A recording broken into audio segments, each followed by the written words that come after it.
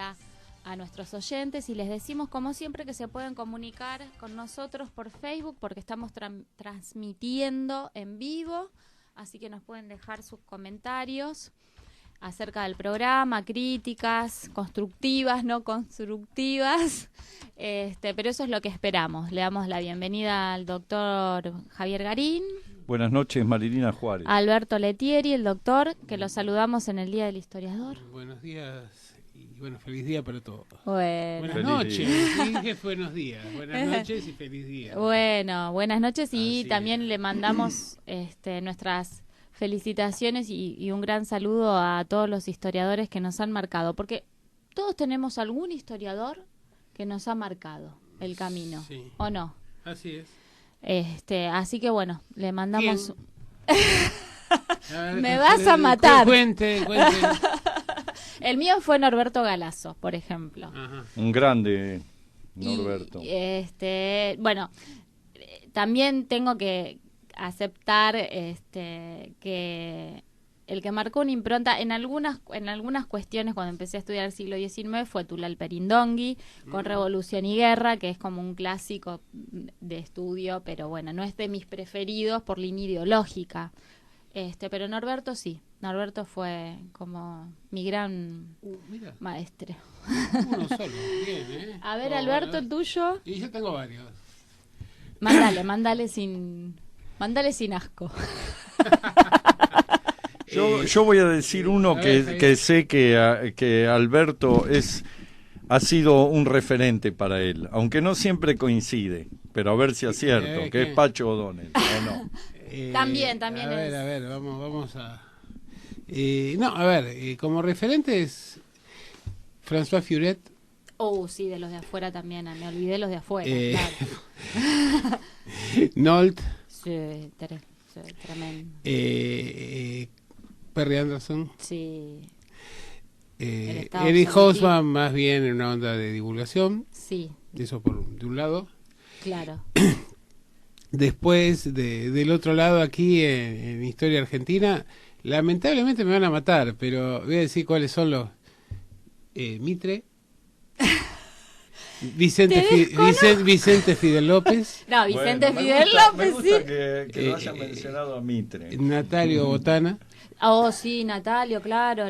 Tulio Alperín también, aunque tal vez para diferenciarme, pero naturalmente sí. Y luego, en los últimos años, la verdad, lo que tiene que ver con la divulgación, efectivamente, como dice Javier, he aprendido mucho de Pacho en lo que tiene que ver justamente con su estilo de divulgación, de devolver amigable la historia para públicos más amplios. Sí, hay que nombrar también que es un libro que a mí me gustó mucho, que trabajó sobre ilustración y fue un gran medievalista. Tampoco coincido ideológicamente, pero fue José Luis Romero.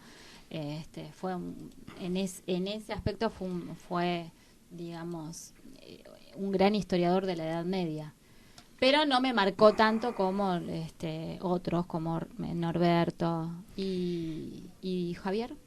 No, Norberto Galasso también para mí es muy muy importante no tanto tal vez por sus aportes de investigación, como por una línea historiográfica que me parece interesante, que es un federalismo sui generis, ¿no? Y digamos una fundamentación teórica basada en el marxismo que hace interesante sus libros. Pero debo decir que en lo que se refiere a la historia argentina del siglo XIX, coincido con Alberto que es muy importante leerlo a Mitre, por más que sea un adulterador, sí. Pero bueno, si uno sabe que es un adulterador, sabe también cómo tomarlo leer entre líneas. Y después, bueno, siempre lo digo, me parece muy importante Saldías.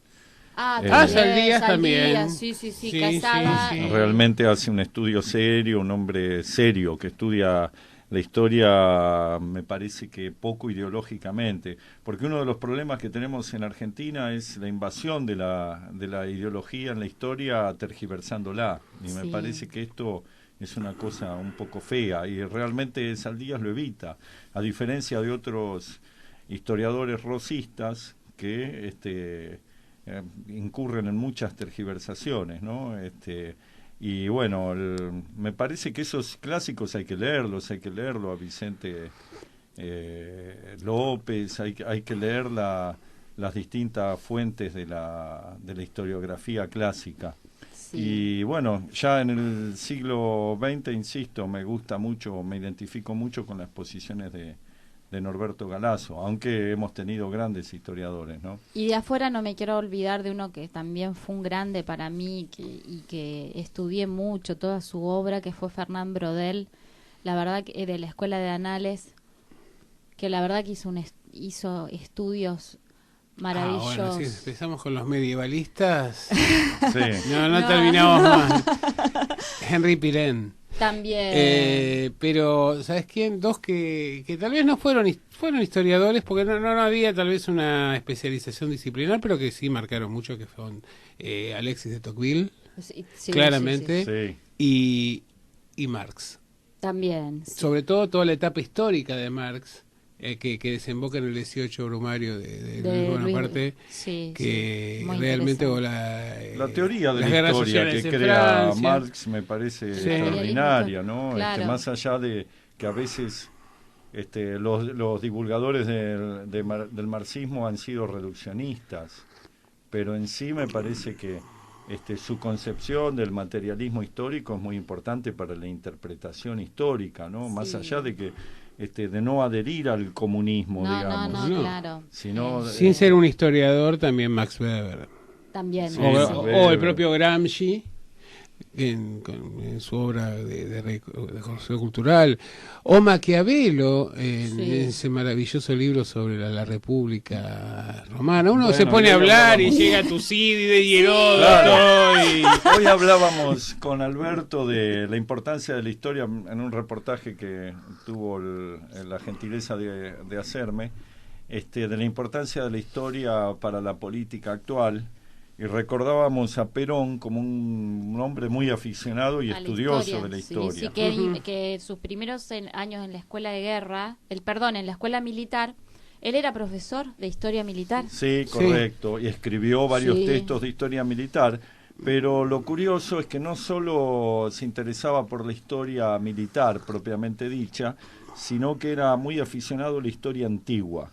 Sí. Muy versado. Efectivamente. Y el libro de cabecera que siempre reconoció Perón y que en algún momento Evita dice que también es su libro de cabecera, seguramente influida por los elogios de Perón, es Las vidas paralelas de Plutarco. Un libro que fue muy admirado por Napoleón, por Maquiavelo, por infinidad de personajes, grandes personajes históricos.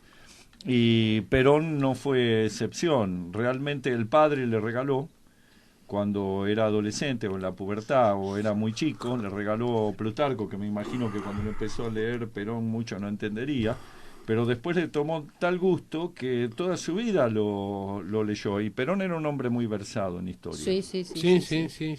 Me quedaron otros, por ejemplo, porque creo que uno tiene que ver la versatilidad e identificar, más allá de no estar de acuerdo a veces con la perspectiva ideológica cuando hay trabajos. Para un trabajo excelente es el 45 de Félix Luna. Ah, sí. Sí, tiene algunos. Es un muy buen texto donde está escrito en clave contemporánea, porque lo escribe mientras está transcurriendo la acción política, y se parece mucho, en cuanto a esta al temor que él siente por lo que viene del futuro, que es la clave, negativa de que tiene Tocqueville en algún momento, o que tiene Trotsky también en unos muy buenos ensayos históricos que hace cuando él está en Alemania en el momento del surgimiento del nazismo, donde él señala hacia dónde va el proceso histórico y no entiende cómo todos alegremente lo van acompañando. Otro texto que me parece que es muy bueno es el trabajo de Abelardo Ramos.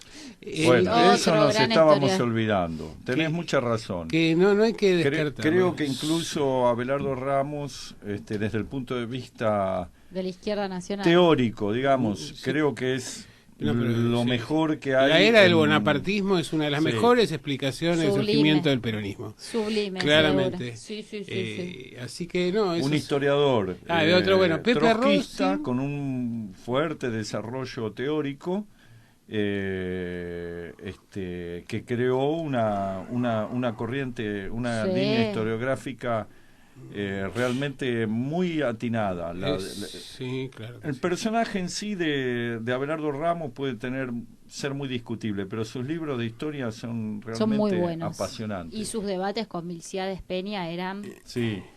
para Sí, alquilar sí. balcones. Otro trabajo que me parece muy Ese bueno. era un marxista más Más inclinado estructura. hacia los Es la gorilas. es la digamos. historia de la guerra del Paraguay de José María Rosa, que es un trabajo de fuentes notable, donde él analiza archivos en Paraguay y en Brasil que abrieron mucho el campo de investigaciones. Después está este hombre que yo me olvidé el nombre, la verdad, realmente ahora está muy mal, que escribió 5 años de guerra civil en la Argentina y... ¿Cómo era? Ya me recordaré. Que hace un trabajo maravilloso sobre la guerra del Paraguay. Pero ¿Quién? León Pomer, León Pomer. León Pomer, sí, muy, muy un interesante. estudioso León Pomer. especialista Sí, sí, en sí. la guerra del Paraguay. Efectivamente. Sí. Muy, muy bueno. un, bueno. un gran Sí. historiador, muy interesante. Y después, Yo sí. voy a ser antipático para muchos, pero a mí no me gustan no digo que escriba mal ni que sea un gran historiador, pero no comparto la visión de José María Rosa. Me parece en muchos casos muy un poco reduccionista en algunas cuestiones, pero bueno, no deja de ser un autor de importancia que ha tenido mucha Yo influencia creo en que el... sí. Después hay otros que no sé si calificarlos como historiadores, porque tal vez fueron más bien narradores o escritores, pero que hicieron unos tratamientos de procesos históricos. El primero, para ponerlo contento acá al compañero ¿quién? Javier, es Sarmiento. En el Facundo. ¿Por qué me tendría que poner? Digo yo, que no sé. Otro que hace una visión sociológica maravillosa de la sociedad porteña es Lucio López en La Gran Aldea, sí. por ejemplo. Sí, claro. O Hernández, naturalmente, en el Martín Fierro. Yo creo que Alberdi hace sí. una tesis, o sea, no hace historia, pero hace tesis historiográficas que después fueron adoptadas incluso por sectores del revisionismo que nunca le reconocieron a Alberdi Sí. haber tomado sus tesis. Correcto. Sí. Eh, Y a los gustosos de la historia militar les recomiendo la obra de Potash, que es muy sí. interesante. Sí, Hace sí. poco murió Potash. O el trabajo de Ruquier, que también, para mí, que También, en realidad yo creo que él escribió, los únicos libros que me gustan de Ruquier son los dos que escribió sobre los dos tomos que escribió sobre el peronismo. Y creo que fue uno de los pocos, junto con Potash, que fueron capaces de entender la lógica de la sociedad argentina y del peronismo, porque en realidad siempre el peronismo es una materia donde el historiador extranjero Lo aborda se manca, con- ¿no? con Con mucho prejuicio. prejuicio. Sí, bueno, Daniel James fue un gran historiador. Bueno, en un libro por lo menos, porque el resto de la obra, la verdad que lo que Más leí o no me menos. gustó mucho, pero el libro, sí, Resistencia e Integración, es Sí, un muy es buen trabajo como un clásico. sobre el peronismo. Sí. Y evidentemente, bueno, uno se va acordando, ¿no? De- Van viniendo, de, ¿no? de- Van de cayendo. todos aquellos que Sí, han sí, tenido sí. influencia en su formación. Y claro, y bueno, formamos parte de una cultura universal, eso es muy Sí, claro. son ¿no? obras Entonces, que no pasan, que no han sido superadas. por ejemplo, hay un trabajo muy bueno sobre la Revolución Francesa de Edmund Burke, que en realidad era un parlamentario británico, cómo hace el análisis de cómo Francia se está suicidando, es decir, la monarquía francesa, al respaldar la revolución en los Estados Unidos para poner límite o para... es realmente notable, o el propio Montesquieu cuando analiza las formas de gobierno, que en realidad creo que la que peor analiza o la que peor llega a entender la clave es la forma de funcionamiento funcionamiento británica, pero ese error genial termina dando origen a la división de poderes en cuanto a concepto. Notable. Hay como historiadores importantes que marcaron un rumbo, están los historiadores franceses que se dedicaron en el siglo XIX a estudiar la Revolución Francesa, entre los cuales varios eran políticos, como Guizot o Thiers. Eran renombrados políticos que además fueron muy importantes historiadores. Y como historiadores realmente fueron los primeros que dilucidaron el tema de la lucha de clases antes de Marx. Marx se ha inspirado en buena medida en los trabajos de estos historiadores franceses para desarrollar la idea de la lucha de clases en la historia, como motor de la historia. Después también son muy buenos, acá mencionaba... Soboult, que es otro autor muy interesante desde el análisis de la perspectiva de la historia social, que quedó un poco, que en su época era un poco el clásico entre Furet y Soboult en términos de análisis. Sí. Pero lo que pasa es que Furet tiene la particularidad que es alguien que viene del marxismo y termina volviéndose un ultraliberal, un recorrido que han hecho muchos. Sí. ¿No? Todos los radicals norteamericanos. Argentina. Bueno, la Argentina... Bueno, si le tenemos que recomendar, a ver, resumiendo, para que los que quieran leer algún texto de historia argentina, vamos a, recomendar 4 o 5 textos nomás. A ver si pero hemos escrito más que eso, Javier. Claro. Así que bueno. Bueno, pero podemos decir la historia de San Martín y de Belgrano por Mitre, que la lean. Sí, seguro. Que lean a Saldías con la historia de la Confederación. Sí. Que lean a Galasso el libro, la biografía de Perón, me parece que es lo mejor, lo más interesante, incompleto que escribió Galasso. El libro Historia de la Nación Latinoamericana de Jorge Abelardo Ramos. Me parece que esos son unos lindos textos. Básicos, digamos, para tener una biblioteca. Yo a Milcíades Peña la verdad que no me piace, así que no lo recomiendo, pero si quieren pueden recomendarlo. Yo ya recomendé todos los que me gustan a mí y de los que coincidimos no son esos libros los que a mí más me gustan. Claro. Pero uno de los que más me gustó fue que lo mencionamos recién, La Guerra del Paraguay de León Pommer. Para mí fue una obra con un estudio de fuentes que es impresionante y que no ha sido superada. O sea, no hay ningún estudio sobre la Guerra de Paraguay tan pormenorizado como lo hizo Es un hombre León que Pommer. Cada vez que hay algún congreso de historia de la Guerra del Paraguay, siempre lo han invitado justamente por estudio tan acabado, ¿no? Y otro estudio que recomiendo es el de Mario Rapoport, sobre la triangularidad argentina-británica Estados Unidos. No me acuerdo en este momento. De difícil lectura ese libro, porque no tenía muy buena pluma ese hombre. No. Pero el texto es muy logrado. Es muy, muy, muy logrado. No me acuerdo el nombre del libro. Bueno, algunos nos van a decir cómo nos recomendamos a Scalabrini Ortiz y también, la historia de los ferrocarriles. O de la política británica en el Río de la Plata, que sí son estudios realmente interesantes. También nos van a venir a reclamar por Hernández Arregui. Claro. Van a venir a... Y no se termina, no se va a terminar. Lo que pasa es que cada uno tiene sus preferencias. ¿Qué sé yo? A mí Hernández Arregui no me piace, pero bueno, son preferencias. Bueno, hay trabajos que no son estrictamente históricos, pero el Ricardo Rojas del Santo de la Espada, o el texto de Rosas de Manuel Gálvez.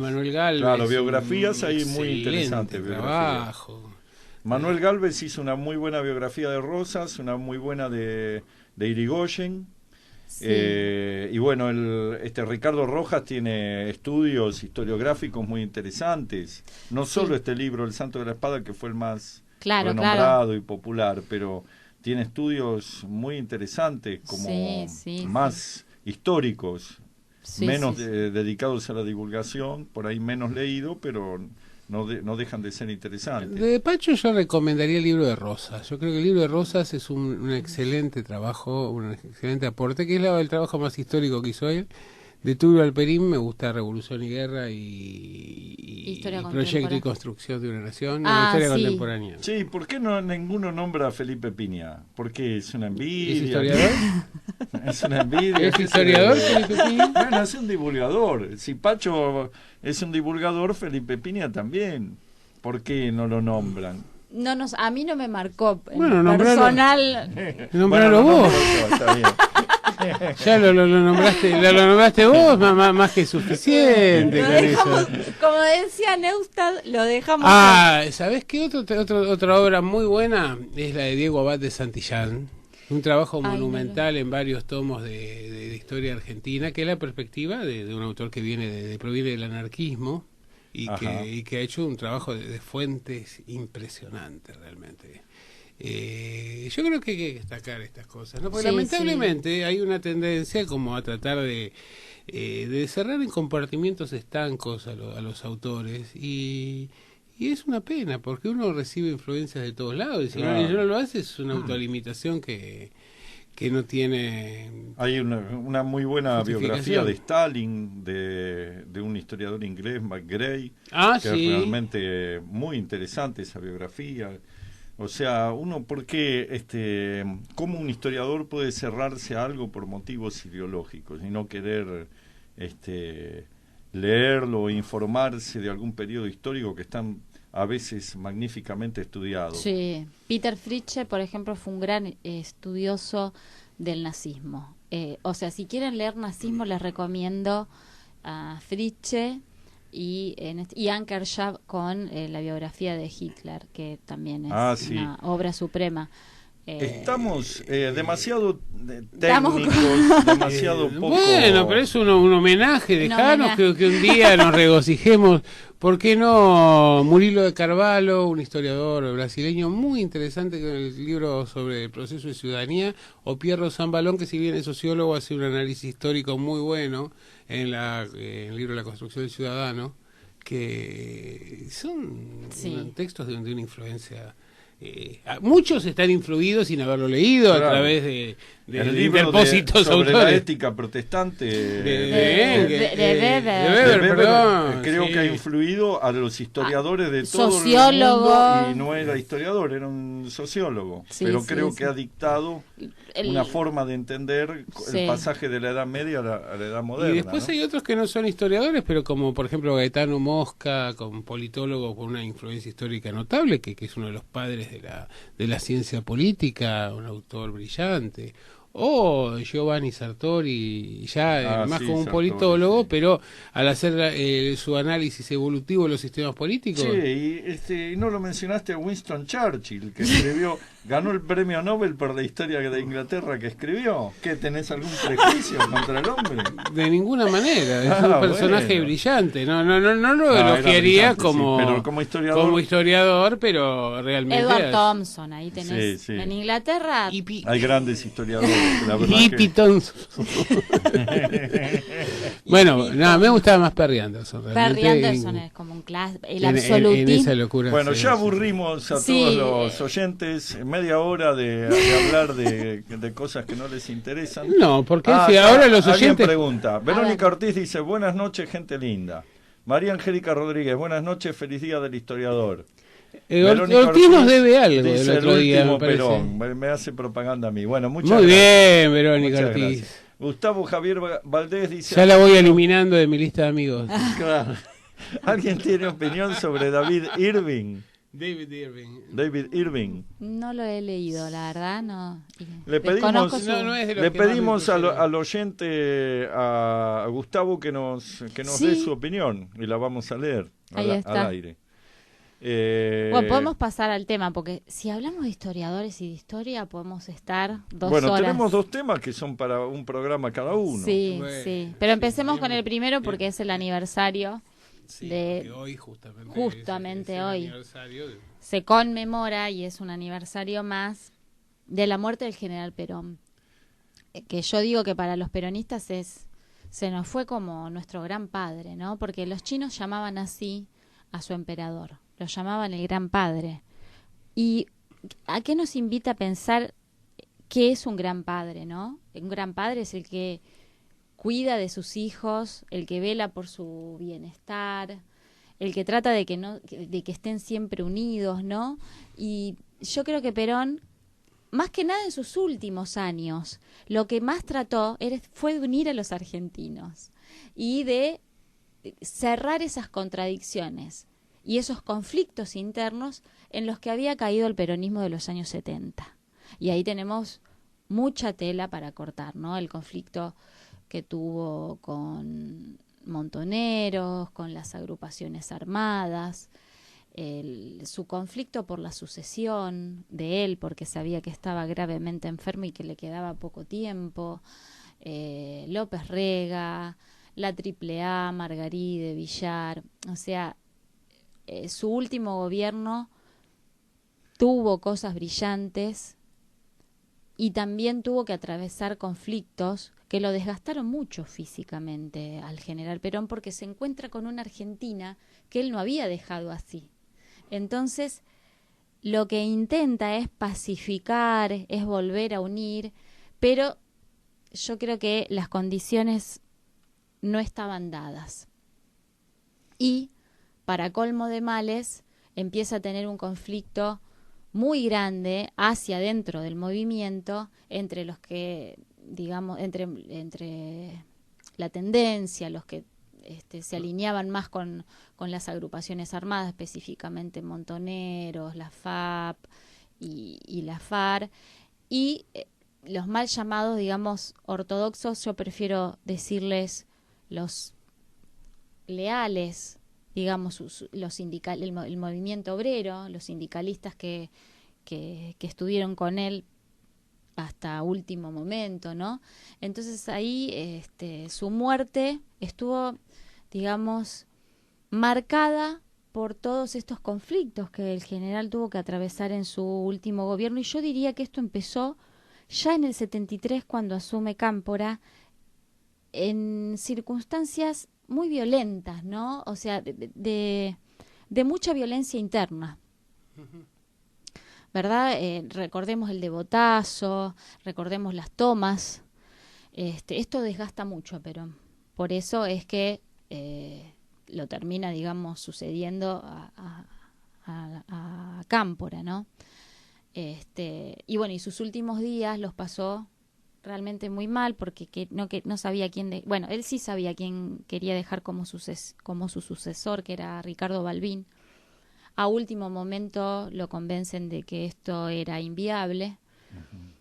La deja a Isabel Perón, que él pensaba que no estaba, no por desmerecerla, pero que no estaba preparada para asumir una tarea tan importante. Si bien no tenemos nada contra la persona, digamos, de Isabel Perón, que es más, hasta sostuvo su dignidad y su valentía hasta el golpe del 76, pero bueno, Perón pensaba que tenía que apoyarse siempre en Balbín, y lo que menos hizo fue apoyarse en Balbín, sino apoyarse en López Rega y en toda esa, digamos, en todo ese círculo vicioso, sí, que no le fue. Un círculo de influencia que le hizo mucho daño. Claro. Pero lo que pasa que, para no culpar en exceso a Isabel, tengamos presente que si la situación era difícil para Perón de conducir, que era el conductor indiscutible y era discutido, porque claro, la tendencia lo discutía, también para Isabel, que no era Perón, era prácticamente una tarea imposible que trató de sobrellevar de la mejor manera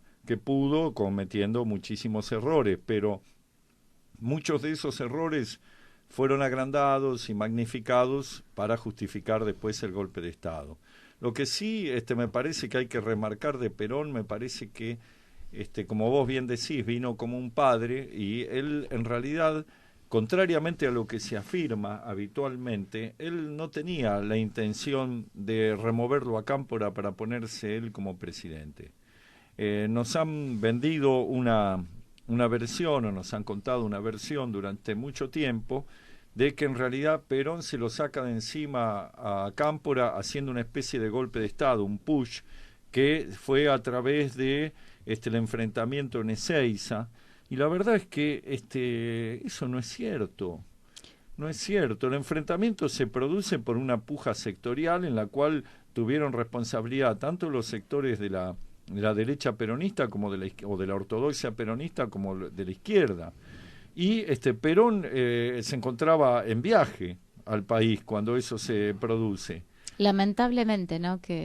Y realmente el problema con Cámpora fue que no pudo no pudo contener a la tendencia. No pudo dirigir, no pudo contener y fue muy permisivo con la tendencia que había copado el gobierno, es decir, todo el sector de la juventud peronista, de montoneros. Había una cosa que Perón lo sacaba de quicio.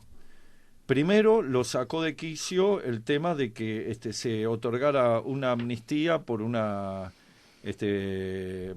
presión popular, cuando el gobierno tenía que haber dictado la amnistía como un acto de gracia del gobierno y no como una concesión a las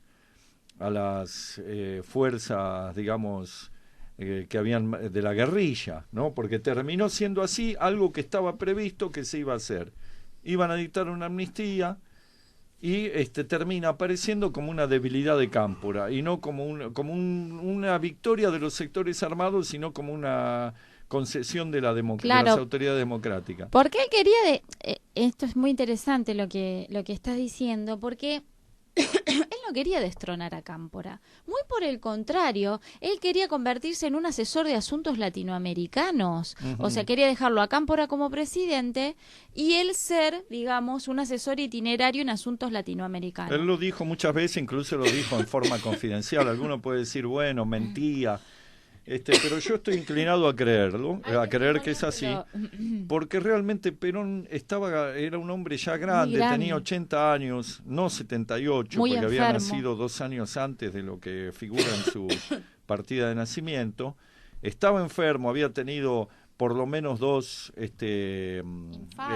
infartos en España, sí, de lo cual los médicos, Tayana y el otro médico que ahora no me acuerdo, que lo atendían, no me acuerdo. Se enteraron aquí de que él había tenido 2 infartos que había sido cuidadosamente ocultada esta circunstancia. Y el último también fue ocultado. Y le habían dicho que tenía solo 6 meses de vida si él tomaba el gobierno, y duró, ¿cuánto? 8 meses, sí. O sea que tanto no le erraron el pronóstico. No, claro. Entonces, evidentemente, él no podía desear esa situación, se vio obligado por la incompetencia, digamos, más allá de la buena intención de Cámpora, no estaba en condiciones de dirigir un movimiento tan complejo en medio de la Guerra Fría, en medio de la lucha entre Estados Unidos y Rusia, que acá estaba el embajador norteamericano, era un hombre de la CIA, el embajador Hill, que era además operaba muy cercanamente a López Rega, y del otro lado tenías a la Unión Soviética interviniendo a través de Cuba en la guerrilla. Entonces era una situación prácticamente muy difícil de manejar, sí, con sectores militarizados que decían que eran soldados de Perón, pero en realidad le estaban desconociendo su autoridad y su liderazgo, porque en definitiva el enfrentamiento con Montoneros no fue más que una situación de disputa por la conducción, con miras a quién se quedaba con el movimiento peronista cuando muriera Perón. Este es más o menos el panorama. Y lo vemos a este hombre que hace un esfuerzo sobrehumano, Perón, por tratar de encauzar las cosas, y más o menos lo logra. Lamentablemente sobreviene su muerte, pero estaba logrando acomodar la economía, acomodar la política a través de la política de unidad nacional, de este acuerdo con Balbín y con todos los partidos democráticos. Y él, en definitiva, lo que quería, en el fondo, cuando uno lee, por ejemplo, algunos párrafos del modelo argentino, él en realidad parecería que lo que deseaba era venir a morir a su patria. Porque algunas palabras así lo parecieran dejar entrever, ¿no? Cuando él habla en el modelo argentino para el proyecto nacional de que empieza a hablar del patriotismo, y entonces uno no puede dejar de pensar que acá está muy implicado lo personal, ¿no? Y dice, el hombre es el único ser de la creación que necesita habitar, dice Perón. para realizar acabadamente su esencia. El animal construye una guarida transitoria, pero aquel instaura una morada en la tierra. Eso es la patria, escribe Perón en el modelo argentino. Él había vivido prácticamente en una guarida transitoria a los 18 años de exilio. Un hombre que había nacido, se había creado en la Patagonia, que había nacido en la Pampa Profunda, que quería profundamente esta tierra. Entonces estas palabras no dejan de tener un sentido muy personal, ¿no? Dice, es mi deseo que nadie bastardee la palabra patria, convirtiéndola en un rótulo vacío. Nuestros heroicos próceres no necesitaron desgastarla para comprender que alude a esa profunda mística que recíprocamente habita en el corazón de cada uno de los hombres. Entonces uno está sintiendo como que él está hablando de sí mismo también al hablarle a los argentinos, ¿no? Dice el universalismo, la globalización que él ya preveía que se iba a producir, constituye un horizonte que ya se vislumbra, y no hay contradicción alguna en afirmar que la posibilidad de sumarnos a esa etapa naciente descansa en la exigencia de ser más argentinos que nunca. El desarraigo anula al hombre, lo dice alguien que estuvo 18 años exiliado, ¿no? El desarraigo anula al hombre y lo convierte en un ser indefinido, habitante de un universo ajeno. No se está definiendo a lo que él experimentó en el extranjero. En esta etapa de mi vida, dice, quiero como nunca para mis conciudadanos justicia y paz. Convoco con emoción a todos los argentinos a hundir hondas raíces en su tierra grande y generosa como único camino esencial para florecer en el mundo. Un hombre desarraigado que quiere volver a morir a su patria. Esta es la visión que me dan estas palabras de este Perón, que quiere hacer una contribución para el bien de la patria, desinteresadamente. También habrá cometido errores, pero digamos, se ve una intención, ¿cómo podríamos decir? Absolutamente desinteresada. Sí. Y que se ve obligado a, cuando él ya tenía el bronce, digamos, él ya tenía el bronce, no necesitaba ser presidente por tercera vez para pasar a la historia. Lo tiene que hacer forzado por las circunstancias, y esto es parte de su grandeza. Bueno, no quiero proseguir, para no extenderme demasiado, que ya lo hice, pero me parece que estos son aspectos del último Perón que muchas veces no son entendidos, ¿no? Muchos lo ven como un ser mezquino que disputa el poder mezquinamente, y yo lo veo como un hombre que se está esforzando por encaminar lo que fue la obra de su vida, el movimiento peronista, y que en ese momento estaba sometido a toda clase de tensiones que podían llevarlo a un fracaso estrepitoso, y que él anhelaba que fuera la gran oportunidad para que Argentina fuera una Argentina potencia, como se merecía y podía ser, ¿no? Sí, sí, y a partir de ahí fue, y más con el golpe del 76, la debacle, ¿no? Porque la debacle empezó ahí, empezó hace 40 años, no hace 70, como dicen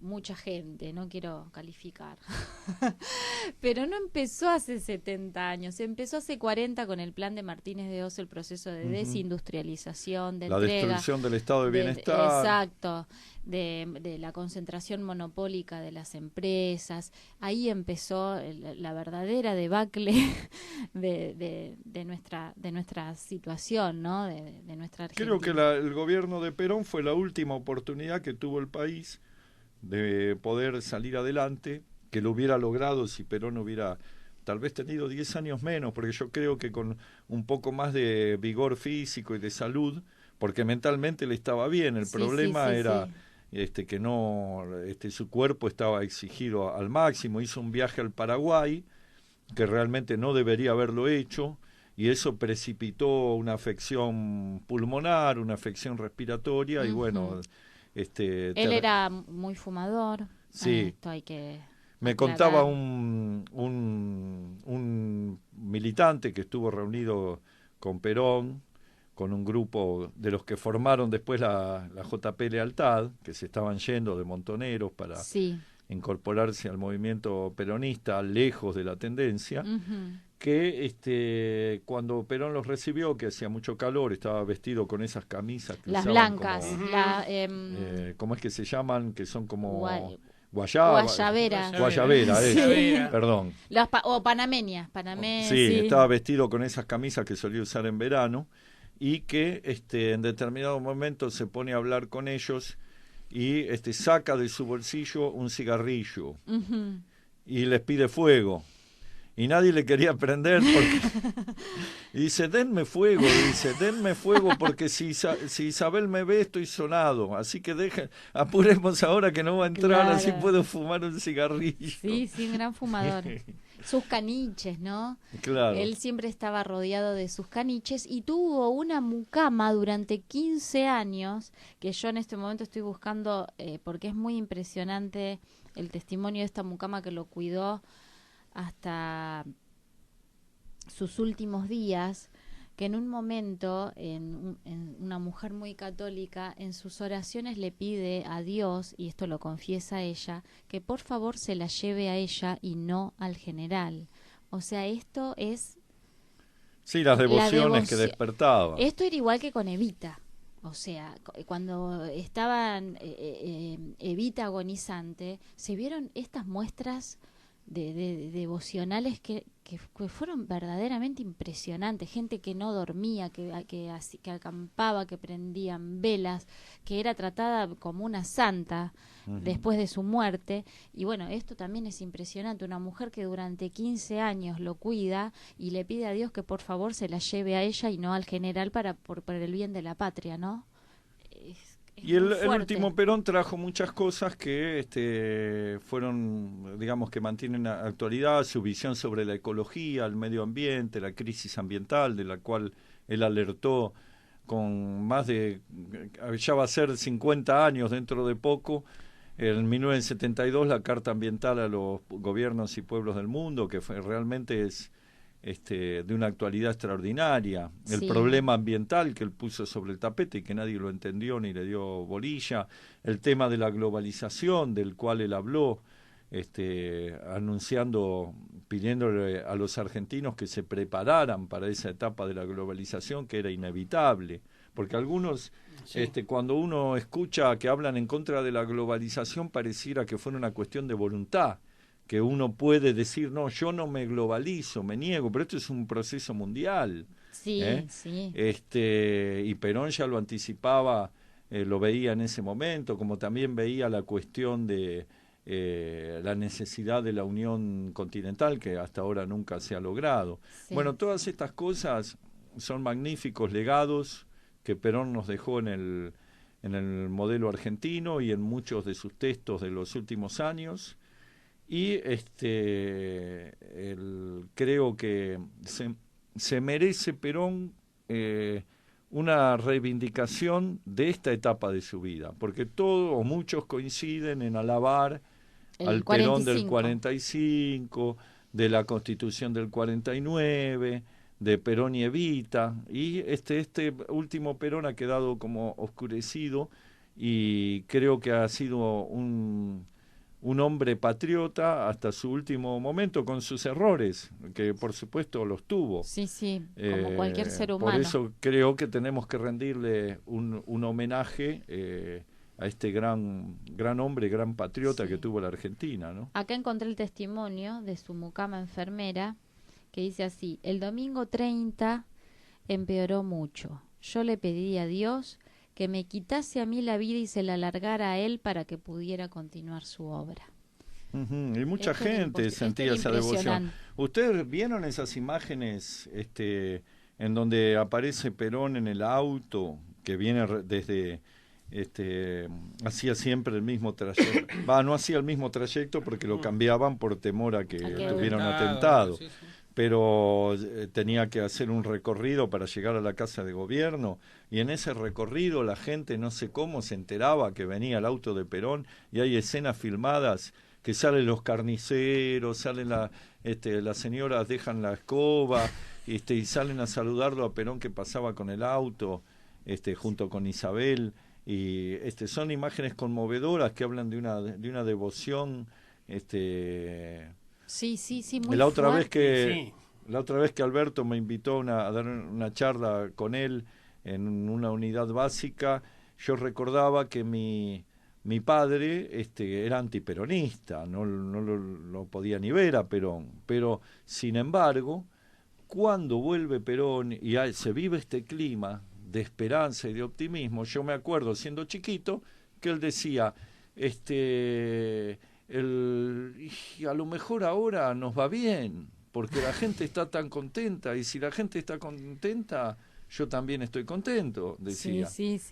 ¿No? Se vivía un clima de volvió Claro, nuestro era padre. algo como que algo muy necesario y esperado, ¿no? Sí, aparte es muy loco esto porque yo creo que ningún líder a nivel mundial ha tenido la trascendencia que tuvo Perón durante los años, porque ni siquiera Charles de Gaulle, o sea, cuando él se muere, el partido se disuelve y no es lo que pasó con Perón. Claro, o sea, que haya durado en Que el haya tiempo durado. sin ser un dictador, porque Exacto. después ha habido varios que Bueno, duraron mucho tiempo siendo unos, sí, a fuerza unos de, dictadores, claro. pero yo digo, la trascendencia del movimiento peronista, yo creo que es un caso único en el mundo. No creo que haya un partido que con un líder que, digamos, haya perdurado tanto en el tiempo, ¿no? Y hoy es reivindicado por muchos que vienen a descubrir la tercera posición después de mucho tiempo, algo que ya Perón estaba planteando. Por eso es que es un personaje, Perón, que es tan estudiado por historiadores ingleses, historiadores norteamericanos. Vino este hombre, el ruso, ¿cómo es que nunca me sale el apellido? Que es asesor de Putin, Sí. a dar una conferencia, bueno, no me acuerdo el apellido en este momento, que es un nacionalista ruso, Sí. y vino a descubrir que Perón ya tenía la justa mucho antes de que la Unión Soviética se hubiera podido sacar de encima a la dictadura comunista, ¿no? Así que vemos que era un adelantado realmente. Sí. Pero hablemos algo de la independencia. Ay, sí, que ya nos queda muy poco tiempo, que se declaró el 9 de julio. ¿Por qué en Tucumán? ¿No? ¿Y por qué no en Buenos Aires? Pero Alberto tiene una teoría de que la independencia fue declarada antes.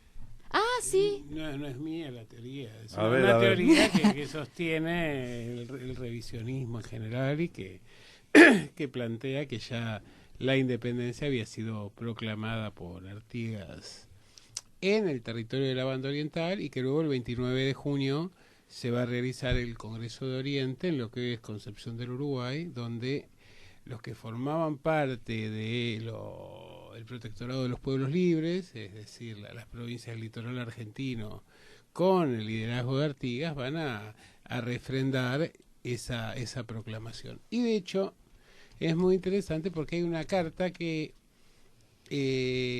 una única carta posiblemente donde San Martín lo nombra Artigas y donde plantea que hay que impulsar la independencia en Tucumán por distintas razones y luego hay que hacer un entendimiento con aquellos que ya han proclamado esa voluntad y hace referencia a Artigas. Ahora, evidentemente han desaparecido o no sabemos si existieron actas de ese Congreso de los Pueblos Libres, que es muy interesante porque había representación de las comunidades originarias, de los mestizos, de los distintos grupos masculinos, por cierto, en aquel momento. No iba a decir de todos, pero después era de todos, pero no de todes. Claro. Entonces, y que Bueno, pero eso era en todos lados. Claro, era característico del momento. Y en realidad sí que se marca esta voluntad de sanción.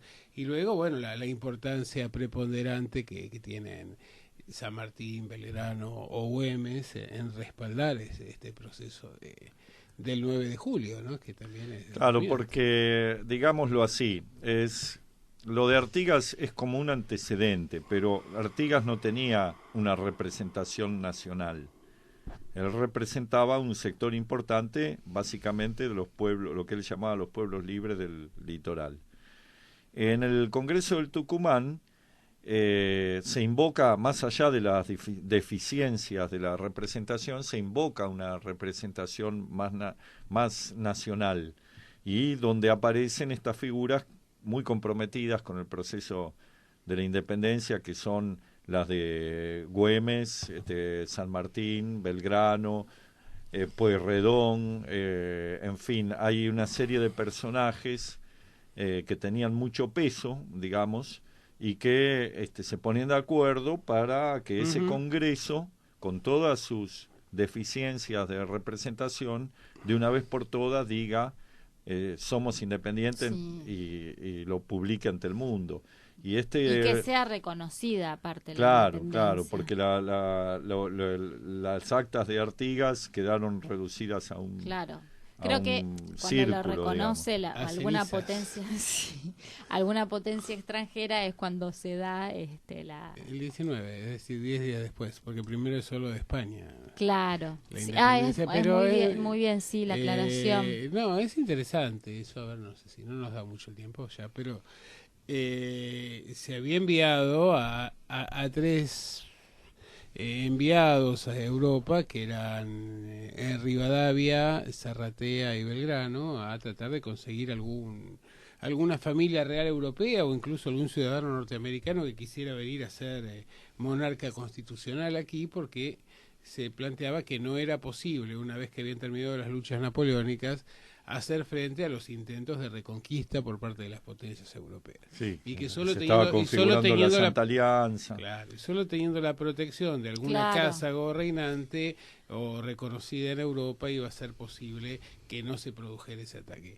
Y es ahí donde llega Belgrano hacia el inicio del Congreso. El 6 de julio. Efectivamente, y él dice, bueno, el futuro va por el lado de las monarquías constitucionales. Sí, sí, sí. Tenemos el caso de Estados Unidos, pero es un caso aparte, y el resto, es el sistema prestigioso hacia donde se está orientando Europa y el mundo en particular. Y ahí es donde surge que no habían conseguido a nadie. Entonces, él propone al soberano inca. El soberano inca propone trasladar la capital al Cusco para que esté en el centro de América y no ahí en le Buenos dice Aires. Dorrego que nos quiere poner de rey a un indio de patas sucias. Exactamente. No hizo falta que lo dijera un unitario, lo No, dijo el lo propio dijo Dorrego. Dorrego. Pero lo más gracioso era que mientras estaban proclamando esto, Pueyrredón, que era director supremo, estaba negociando con el monarca de Brasil el hecho de que enviara a alguien de la familia real para ser monarca en el Río de la Plata. O sea, la principal para comprender todo esto, porque si no uno parece que esta gente, nuestros próceres estaban locos, pero en realidad lo que ellos estaban tratando de hacer era poner fin a la guerra de la Claro, independencia, por una supuesto. guerra que se prolongó 9 años más, Sí, sí, Es sí. que a y veces- con todos los costos A veces buscar económicos soluciones y de políticas, vida, que no es sencillo. Entonces lo vemos en la sociedad actual, lo vimos en este cierre electoral y demás. No es que antes era diferente. Se La hacía lo que política se es podía, así. claro. Se Lo que tiraban pasa- fórmulas a ver qué podía qué plasmar. Lo que pasa es que de A la veces historia plasmaba y a sabemos el veces no. final y de lo que Claro. estamos viviendo no tenemos idea. Hoy a sabemos dónde que lo deriva. que era inviable era la monarquía, porque no podría haber sido aceptada. Pero en ese momento no se sabía, No se sabía. eso. No, Para claro. nada. Por eso se propuso a Carlota Joaquina Claro. como Claro. hermana de Fernando VII, ¿no? Pero fue totalmente inviable. Claro, claro. El Eran proyecto. experimentos que intentaban Sí. hacer porque algunos dicen, bueno, pero ese era Belgrano. Lo No, que San pasa- Martín también. San Martín ¿Cuántas también. veces intentó San Martín imponer una monarquía constitucional? Obviamente. Es que era lo que estaba de moda, era la monarquía parlamentaria. San Martín Claro. lo dice con claridad. Él Sí, dice, yo sí. prefiero la monarquía, pero en realidad cualquier sistema que funcione me viene bien. Claro, pero que tenga una constitución. Claro. El tema es que tenga una constitución, que no haya un monarca absoluto que hace lo que se le canta, sino que haya normas. Lo Sí. importante era garantizar el orden político sobre un sistema legal, sobre una base legal, y que hubiera un cierto consenso respecto de la normativa y demás. Y eso era muy difícil de alcanzar. San Martín estaba tan cansado del desorden que en determinado momento en una carta dice, no quiero oír que hablen más de libertad hasta que no hayamos ganado la guerra. Ah, bien. O sea, fíjense que aparte San Martín era un hombre de orden. liberal, o sea, de libertad, pero también era de orden. Y en Sí. ese momento debía prevalecer el orden porque estaban en medio de una situación muy difícil. Mira, la palabra en la que todos aborrecen y están todos de acuerdo, más allá de los alineamientos políticos, es en el hecho de oponerse drásticamente a la anarquía. La anarquía era el espanto en ese El horror. Efectivamente, entonces era aquello que permitía llegar a soluciones parciales a veces, que eran entendimientos provisorios, pero bueno, el Sí. gran miedo que uno lo ve en Rosas, lo ve en San Martín, lo ve en En Alberdi, Belgrano en mismo Belgrano, también. es la anarquía. Siempre Belgrano tremendo. dice mucho, le tengo más miedo a los pueblos después de que hayamos triunfado que a los españoles Claro, ahora. claro.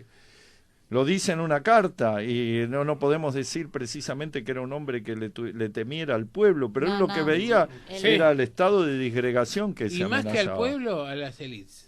Que eso está marcado en todos los autores. Le tienen más miedo a la aristocracia Claro. por el hecho de que sus disputas llevaban a la catástrofe que al pueblo, que en definitiva terminaba siendo obediente. Sí, Claro, sí, sí, sí. claro. Bueno, Bueno, se nos y acabó. en medio de todo eso se declaró la independencia, así que había que tener sí, valentía, es ¿no? verdad, muy así a las apuradas, como se dice, ahora en una casa prestada, no me acuerdo el nombre de una mujer De Tucumán, Bazán, creo, bueno, no me acuerdo bien el nombre, Sí, Bazán, sí, pero- Bazán. Muy así como pareciera como que fue algo así muy a las apuradas. pero qué decisión. O sea, hoy leemos, decimos, declararon la independencia, pero había que hacerlo. Sí, sí, Había sí, que sí. hacerlo. Y era también algo- tenemos que irnos ahí. Y también tenemos que irnos. Así que bueno, había que muchísimas- hacerlo. Había que Muchísimas hacerlo. gracias. Bueno, nos vemos el lunes que viene. Luces y sombras de nuestra historia. Todo lo